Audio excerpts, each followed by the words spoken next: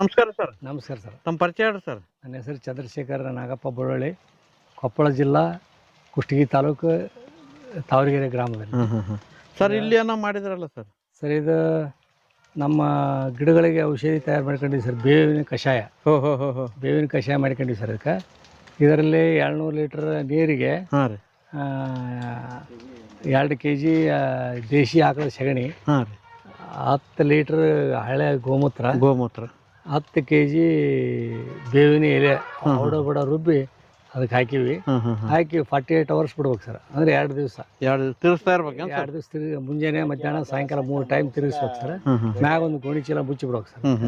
ಮುಚ್ಚಿ 2 ದಿವಸ ಬಿಟ್ಟು ಆಮ್ಯಾಗ ಸೋಸಿ ಇಟ್ಕೊಂಡು ಇದಕ್ಕೂ 3 ತಿಂಗಳ ತನಕ ಟೈಮ್ ಇರುತ್ತೆ ಸರ್ ಎಕ್ಸ್ಪೈರಿಗೆ. ಇನ್ನೂ 3 ತಿಂಗಳ. ಆದ್ರೆ ಇಮಿಡಿಯೇಟ್ ಸ್ಪ್ರೇ ಮಾಡಿಬಿಟ್ರೆ ಇದು ರಿಸಲ್ಟ್ ಕ್ವಾಲಿಟಿ ಸ್ಟ್ಯಾಂಡರ್ಡ್ ಇರುತ್ತೆ. ಅಂದ್ರೆ ಸ್ಪ್ರೇ ಮಾಡೋ ಪ್ರಮಾಣ ಸರ್? ಸ್ಪ್ರೇ ಪ್ರಮಾಣ ಮಾಡೋದು ಡೈರೆಕ್ಟ್ ಮಾಡ್ಬೇಕು. ಡೈರೆಕ್ಟ್ ಸ್ಪ್ರೇ ಮಾಡೋದು, ನೀರು ಮಿಕ್ಸ್ ಮಾಡಂಗಿಲ್ಲ ಸರ್. ಇದರಿಂದ ಏನೇನು ಪ್ರಯೋಜನ ಸರ್? ಇದರಿಂದ ಗೆಲಿಗಳಿಗೆ ಆಗಿರುವ ತತ್ತಿಗಳು ಇರ್ತಾವೆ ಸರ್, ಕ್ರಿಮಿಕೀಟಗಳು ಇಟ್ಟಿರ್ತಾವೆ sir. White fly, thrips, mites, ಅವಕ್ಕೆಲ್ಲ ಇದು ಕಂಟ್ರೋಲ್ ಮಾಡಿ ಸರ್. ಹುಳು ಅಂದರೆ ಒಂದು ವಾರಗಟ್ಟಲೆ ಅದು ವಿಷ ಇರೋದ್ರಿಂದ ಇಲ್ಲಿಗೆ ಯಾವ ಹುಳುಗಳು ಅಟ್ಯಾಕ್ ಮಾಡಲ್ಲ ಸರ್.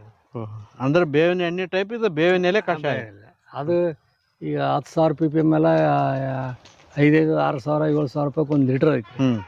ಈಗ ಬಡವರಿಗೆ ಅವೆಲ್ಲ ಅಷ್ಟು ಕಾಸ್ಟ್ಲಿ ಕೊಟ್ಟು ತರೋದ್ರಾಗ ಅರ್ಥಿಲ್ಲ. ಇದನ್ನ ನಮ್ಮಲ್ಲೇ ಬೇವಿನ ಗಿಡ ಅದ ಸರ್. ಬೇವಿನ ಗಿಡ ಎಲ್ಲ ಇಲ್ಲೇ ಐತಲ್ಲ, ಎಲ್ಲ ಇಲ್ಲೇ ಇದ್ಕೊಂಡು ಇಲ್ಲೇ ಮಾಡ್ಕೊಳ್ಳೋದ್ರಿಂದ ಈಗೇನೆಲ್ಲ ಉಚಿತ ಲೆಕ್ಕಕ್ಕೆ ಆಗಿಬಿಡ್ತದೆ ಲೆಕ್ಕ. ಮತ್ತು 200 ಲೀಟ್ರ್ ಸಿಕ್ಬಿಡ್ತದೆ ಇಷ್ಟಕ್ಕೆ ಇದ್ರಾಗ.